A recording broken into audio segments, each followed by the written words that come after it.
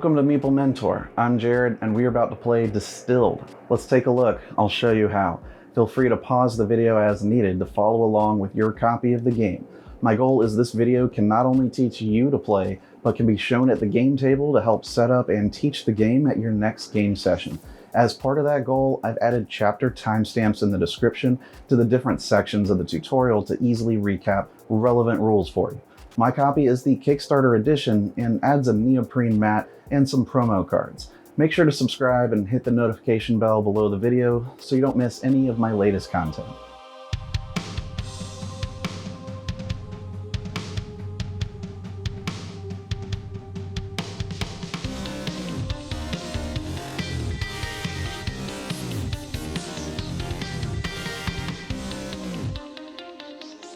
In the game of Distilled, you each have inherited an abandoned distillery from a distant relative and are tasked with bringing the family's business back to its former glory.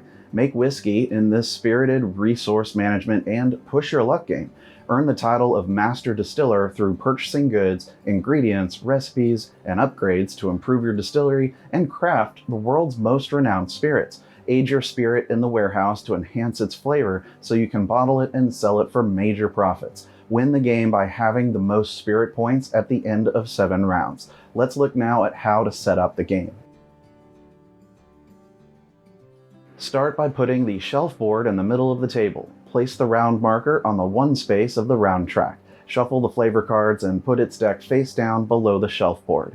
Next to it, place a face-up pile of the alcohol cards. Place the basic market board beside these and lay out all the basic ingredient and item cards into face-up piles. You'll have 7 stacks laid out like this. Leave room above it on the table. If you have the neoprene premium market mat, place that above this basic market board.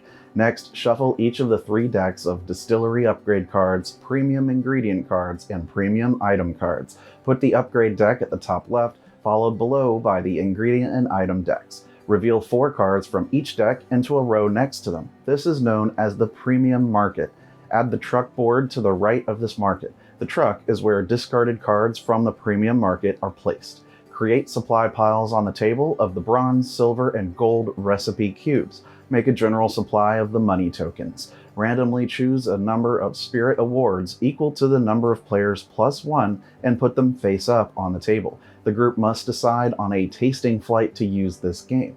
Each player gains 1. Take a look at the top right of the sheet for a letter that identifies it easily. The appendix on pages 18 to 19 describes all the various tasting flights and their differences. For your first game, it's recommended you use Tasting Flight A. Place the spirit label tokens pictured on the tasting flight onto separate face-up stacks at the top of the shelf board. Put 1 label per spirit player. For the moonshine and vodka, however, place 2 moonshine and 2 vodka per player. So a 3-player game would have 6 moonshine, 6 vodka, and 3 of each other label in the chosen flight. Players should choose a color to be and collect all the pieces that go with it. Each player puts their scoring token next to the shelf board to keep track of their spirit points. Each player gains a distillery board to put in front of them, as well as a score modifier token.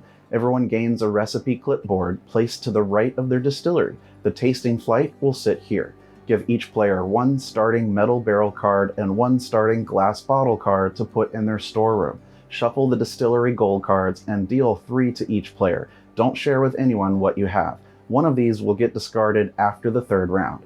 Return the rest of the gold cards back to the game box. Randomly choose a first player and give them the first player token, or give it to whoever most recently visited a distillery. Look for the paired identities that go with a chosen tasting flight. These are all listed in the appendix. For Tasting Flight A, you'll have America, Brazil, Jamaica, Canada, China, Korea, India, Australia, England, France, Scotland, and Ireland. Shuffle these and deal 2 to each player. Everyone should look at their dealt identities and choose 1 to be. Return the other to the game box. Now gain the ingredients and money listed on the reverse side of the chosen distiller identity card. Put the ingredients in your pantry on your distillery board. Take the signature recipe label and signature ingredient shown on the distiller identity card. The recipe label goes on your clipboard at the bottom. Place the ingredient off to the side out of play next to your board. Put the distiller identity card on the office space on your distillery. Lastly, give everyone a reference card to keep nearby. You're now set up and ready to play. Distilled is played over the course of 7 rounds, with spirit points added up at the end. Most of these points come from selling spirits throughout the game, but are also earned by claiming spirit awards, upgrading your distillery, achieving goals, and collecting premium bottles. The barrel token here tracks the rounds.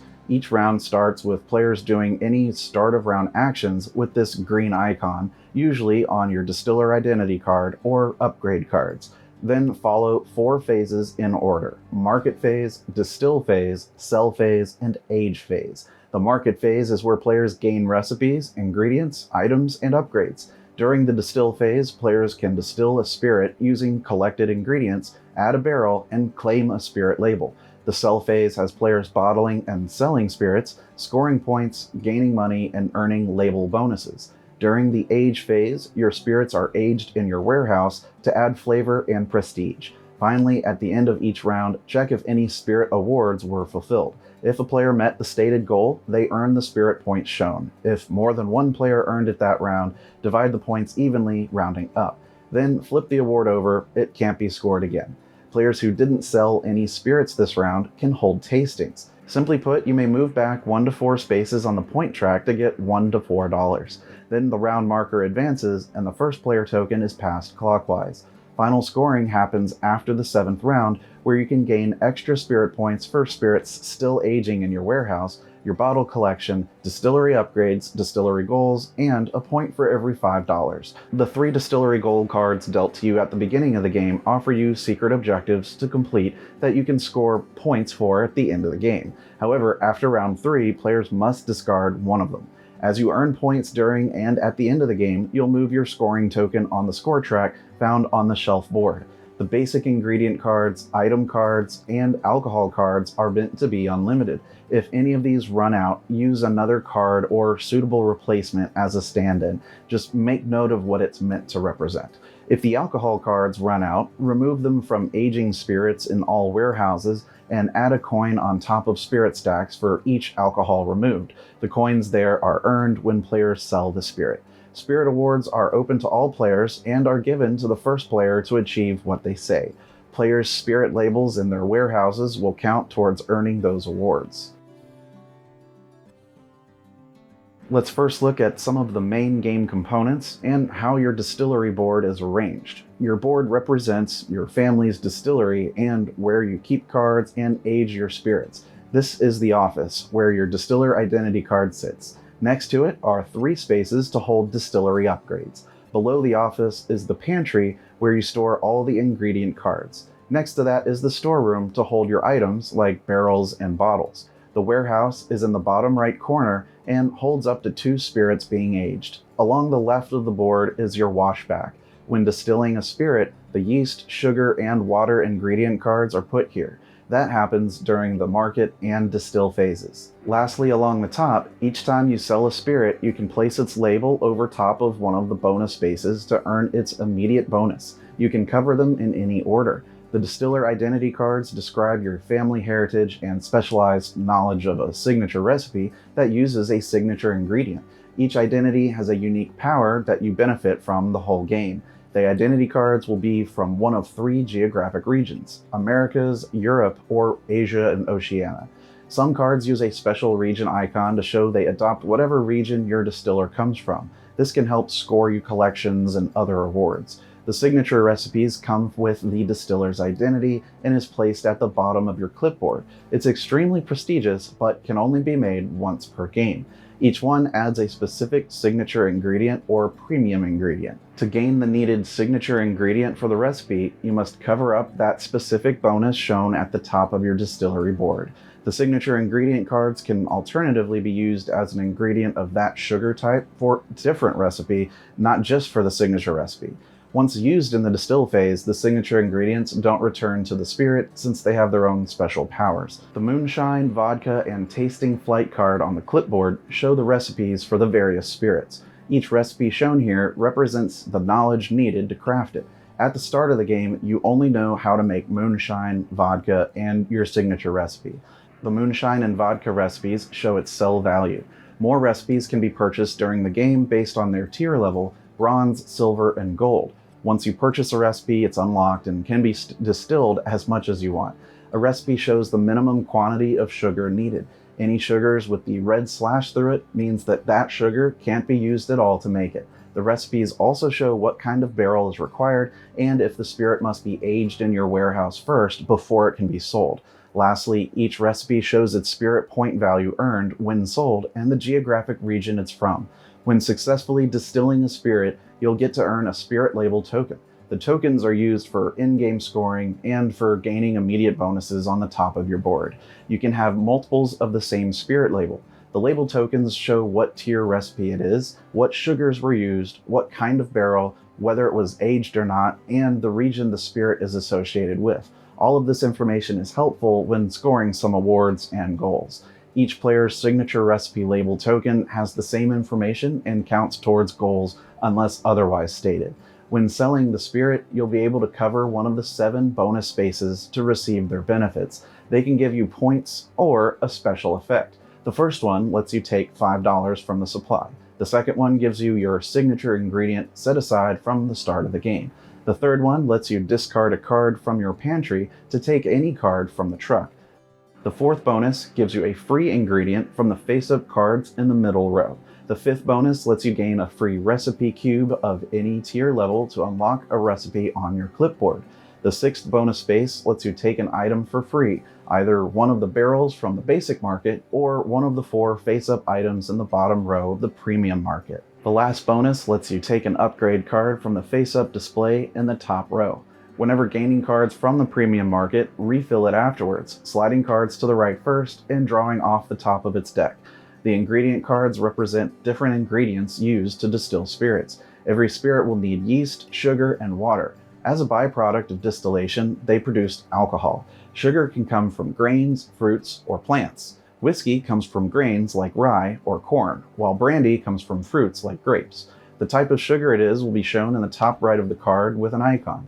The sell value will be shown at the top left with the coin icon. The text under its name in the center will say if it's a basic, premium, or signature type of card. The item cards will be barrels and bottles and will be needed to distill and package your spirits. This is the bottle icon found at the top right. There are 3 types of barrels and represented with different icons. There's wood barrels, metal barrels, and clay barrels. Spirits will need to be distilled in a barrel. The metal barrel is the starting barrel given to everyone. More expensive barrels may be required for some recipes and can improve the quality and sell value of your spirits. The bottles are required to sell spirits. You start with a basic glass bottle, but a fancier bottle can improve the prestige and sell value of your spirits. Premium bottles can add to your bottle collection and score at the end of the game too. The distillery upgrade cards can come in 2 types, specialists and equipment. Upgrades will be played on one of your 3 upgrade spaces on your board. If full, you can discard something to make space for the new one. A specialist upgrade card represents adding staff members who bring expert knowledge to help in your distillery. The equipment upgrade cards improve your ability to distill spirits or provide discounts on certain cards. Many of the upgrade cards can offer bonus spirit points at the end of the game. As soon as you purchase and add the card to your board, it's immediately active. Some cards have a start of round effect and show this icon. Those will trigger at the beginning of the next round. Whenever multiple players resolve start of round powers that conflict or compete with others, resolve them in turn order. Every item and ingredient card's market cost is shown at the bottom right with a price tag icon. This is how much you pay to gain it. Money is paid to the general supply. A card's spirit points are found in the bottom left and are scored when selling spirits. Let's dive deep into the round phases and what players do turn to turn. First, all players activate any start of round powers found on identities and upgrade cards on their distillery board. If any conflict between players, resolve these benefits in turn order. Next, players take turns, starting with the first player purchasing items from the market. Players can make a single purchase per turn or pass. If passing, that player is out for the rest of the market phase. New recipes can be purchased depending on the tier of the recipe. Bronze recipes are $2, silver recipes are $4, and gold recipes are $6. Place the cube onto the space next to the recipe you just bought, now unlocking it for the rest of the game for you to make. In addition to recipe cubes, players can purchase cards from the market or from the basic ingredients and basic items board. Each player can make up to 2 purchases from the basic market board each round. To remember when you've purchased your allotted 2, place them next to your board until the end of the phase. The cost for any card is shown in the bottom right with a red tag. Whenever you buy a yeast from the basic market, you also gain $1. When purchasing a water from the basic market, you may reveal the top card off any of the premium market decks and choose to purchase it or put it on the bottom of the deck. If purchasing, you must be able to pay the price shown on the drawn card. These bonuses from yeast and water aren't given if these cards are gained in a different way, such as trading or via a special power. The basic market also has the cheapest, most basic ingredient cards for grain sugar, plant sugar, and fruit sugar. The 2 basic items here are the cheapest clay barrels and wood barrels that allow you to make certain spirits that require them. You may buy any face-up card in the premium market by paying its cost. The top row are distillery upgrades. The middle row are premium ingredients offering more money and victory points when distilled, and the bottom row offers premium items doing the same. You'll find nice bottles to use and upgraded barrels. After making a purchase from the premium market, slide the cards in the row to the right to fill the gap.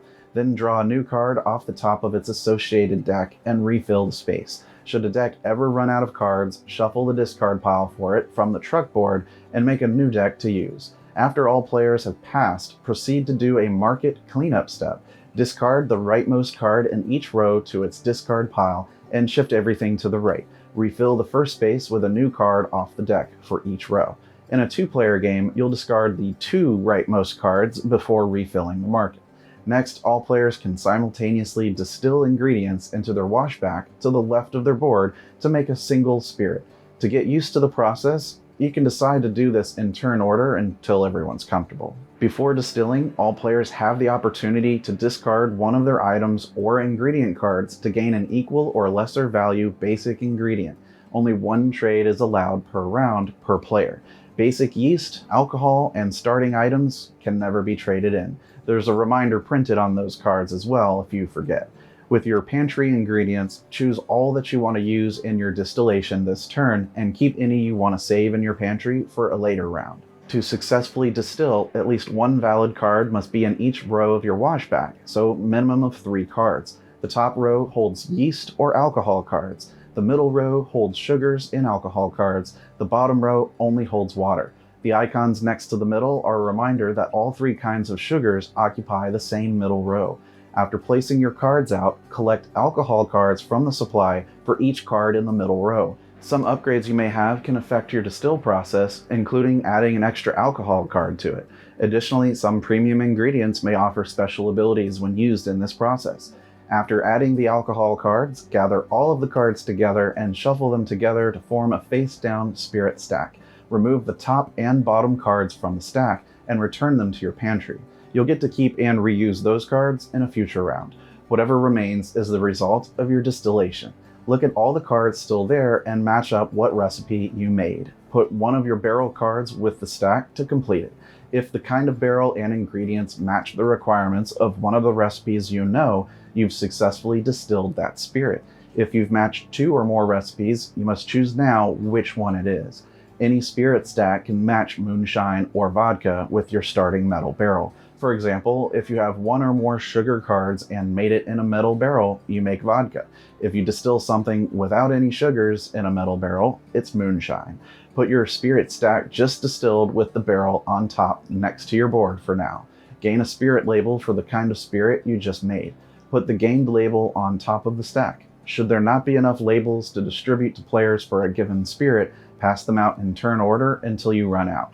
Anyone making that spirit going forward won't earn a label for it. You will still distill it, but you don't earn the label token. Once each player has completed their distillation, move on to the sell phase. In turn order, players may sell spirits 1 at a time until everyone is passed. Sell 1 per turn, if any.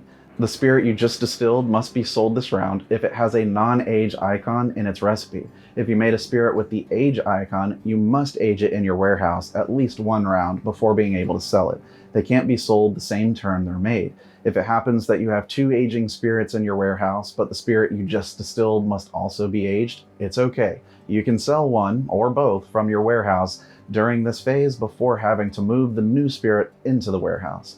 To sell a spirit, first add a bottle card from your storeroom to it. Then lay out all the cards in the spirit stack, including its barrel and any flavor cards. You'll earn points and money. First, collect money by counting up the sell values shown at the top left of each card. Also, add money shown on the recipe if making moonshine, vodka, or your signature recipe. The other recipes don't have a base sell value. Next, count up the spirit points shown on the cards and the spirit's recipe. The spirit points will be at the bottom left of the cards. Some premium items offer more points based on the kind of spirit or where it's from. Make sure to include those points in your calculation when selling. Additionally, if you sell an aged spirit from your warehouse, you can gain a flavor bonus. The more flavor cards in the spirit stack are there when sold, the more bonus flavor points are earned. For example, with 3 flavor cards in it, you earn 6 extra points. Move your score token on the shelf board point track. If you pass 50, put your score modifier token on the shelf board showing 50 and keep moving your token from the start. When passing 100, flip it over to show the 100 point side. Next, if you have the spirit label collected, you may place it on an empty space of your choice in the bonus section above your distillery and gain what's shown. You can gain these in any order you wish in the game, but only once each. Then, if you used your starting bottle or starting barrel, return them to your storeroom. Put any premium market bottles used with regions on them above your distillery on display. They can score additional points at the end of the game. Lastly, return the basic market cards to their stacks, alcohol to its stack, flavor cards to a flavor card discard pile, and premium ingredients and premium items to their respective discard piles on the truck. A signature ingredient card is returned to the game box. After all players are done selling spirits, proceed to the final phase of the round where you age spirits in your warehouse. In turn order, players age each spirit in their warehouse. All of them age on your turn. There's no need to do them one at a time in turn order. If you just distilled a spirit that needs to be aged, place its spirit stack face down on one of the 2 warehouse faces. Put its barrel used face up on top of it along with its spirit label. Then draw the top flavor card off the top of the flavor deck and put it face down under the stack, sight unseen. For other spirits already in your warehouse, simply draw the top flavor card and put it face down below its stack.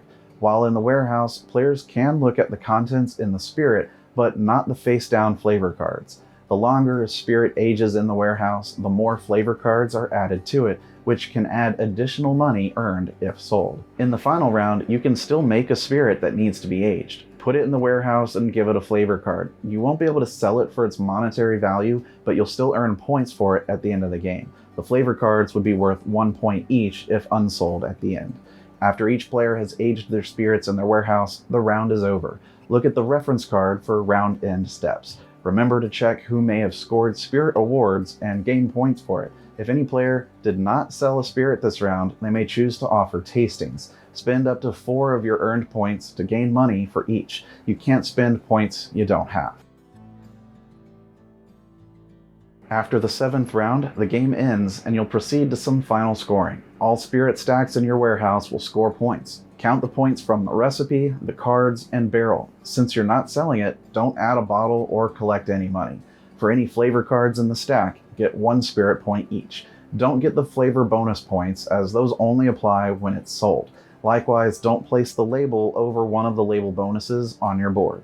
Next, look at the premium bottles that you've collected next to your distillery board. Look at how many different regions are represented and how many bottles from a single region. For 2 or more bottles from the same region, score points according to the bottle scoring chart. For having at least 1 bottle from 3 different regions, gain a bonus 5 points. Remember that if you have a bottle showing this icon, it shares whatever region your distiller identity card is from. Now look at your upgrade cards on your distillery board. Score each one that shows points or has a special scoring method.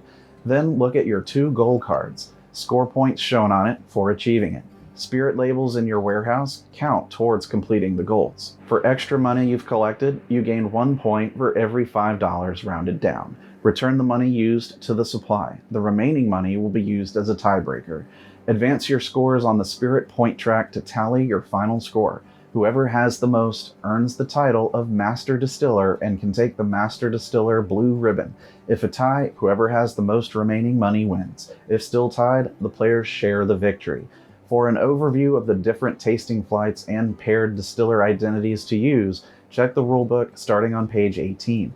The rulebook offers a lot of education about the process of distilling and some history of each spirit, which I recommend you check out. For example, did you know there are 2 acceptable spellings for whiskey? In the US and Ireland, they spell it with an E, while most of the rest of the world spells it without it. That's why on the whiskey spirit label in the game, both spellings are represented. Distilled can be played quite well solitaire following its included solo mode rules. In the solo game, you must meet and adapt to challenges and restrictions to take ownership of the distillery from your relatives. In gameplay terms, you must complete a path of goal cards from bottom to top, completing at least 1 goal card per row. The goals will change the score you must achieve or provide you with a bonus of spirit points or money. To set up, do the normal game setup with the following additions and alterations. Separate the solo cards by letter and shuffle them separately. Since these are your goals, return the normal goal cards and spirit awards to the game box. Create an organized barrel display that looks like this, with drawn face-down cards from their decks. 2 C goal cards at the bottom, 3 C cards above it, 4 B cards in the middle, 3 more C cards, and finally 2 A cards at the top. Set the solo goal swap card near this barrel-shaped goal setup. Put the remaining B goal cards in a deck beside the premium market. Return the unused A and C cards to the box. Flip over the cards in rows 1, 3, and 5. Set one of the extra scoring tokens next to row 1. Choose your distiller identity from the chosen tasting flight like normal. When adding the spirit labels, include all the moonshine and vodka labels and one of the other 7. During the market phase in a solo game, instead of doing the market cleanup, discard the top card from the B goal deck to reveal the back of the next card. The chart on the back of the revealed card shows which ingredients, items, and distillery upgrades to discard to the truck. Do this to refresh the market instead of the normal method. To win the game, you must complete at least 1 goal from each of the 5 rows and meet or exceed the combined target score shown on the A and B goals completed. The target scores are written in red. When you complete a goal, mark it with a coin from the supply. The score token's position in the rows indicates which is the active row. You can complete any goal card in the active row as long as it's immediately beside or above a completed goal card. In the first row, you can complete either one to start. Mark it with a coin when completed. Then reveal the 2 cards in the row above the completed goal that it touches. You can then complete any goal in the next row up from the active row if it's above and adjacent to a completed goal. When you do, move the score token up 1 row to that row. Once the token moves up, you can no longer complete goals below its current row. When completing a goal, gain all the points or money provided by the goal, and remember to flip the 2 goals above it face up if not already. Completing a goal is optional, so if you achieve a target that you don't want to claim, you don't have to. Once per game, you may use the goal swap card to swap any 2 solo goal cards within the same row. Flip the card over, which will also add 5 to the target score you need to beat. When swapping, you can choose face-down goals, which will flip face up if moved above a completed goal. After moving a completed goal, reveal the 2 goals above it. There are 4 categories of solo goal cards: distill, sell, collect, and earn goals. The distill goals require you to distill a specific kind of spirit. These goals can only be achieved immediately after you make it. Each spirit can only be used to complete a single goal. Likewise, sell goals require you to sell a certain kind of spirit. A single sale can only complete a single sell goal. Collect goals require you to obtain certain things, such as distillery upgrades, bottles, or spirit labels. These can be fulfilled any time as long as you meet the requirements. Spirit labels in your warehouse count. The earn goals require you to complete an achievement within a single round, such as earning an amount of money. These goals will be fulfilled at the end of a round where you meet its requirements. The money and spirit points earned from other solo goals do count for the earn goal cards. To increase the difficulty of the solo game, use B goals in row 4 instead of C goals. For more challenge, use B goals in rows 2 and 4 instead of C goals. Not only are the goals harder, but the target score is raised. All B goals scored add to the target score. Keep the rulebook handy and check BoardGameGeek.com for FAQs and extra content. If you want to support the channel, now you can. We've started a Patreon page at patreon.com/Meeple Mentor. There's various pledge levels for small monthly support that helps grow the channel's content. You can get access to new content early, you'll get to vote on new game tutorials that come out on the channel, and more. But of course, simply watching our videos, liking, commenting, and all of that YouTube stuff certainly helps. Thank you so much. Consider giving us a subscribe if you found this teaching helpful. Stick around to watch another Learn to Play video, or check out the latest news video to learn about what's going on in the board gaming industry. There's always new games coming out. Until next time, teach when you can, but always be learning. See you later.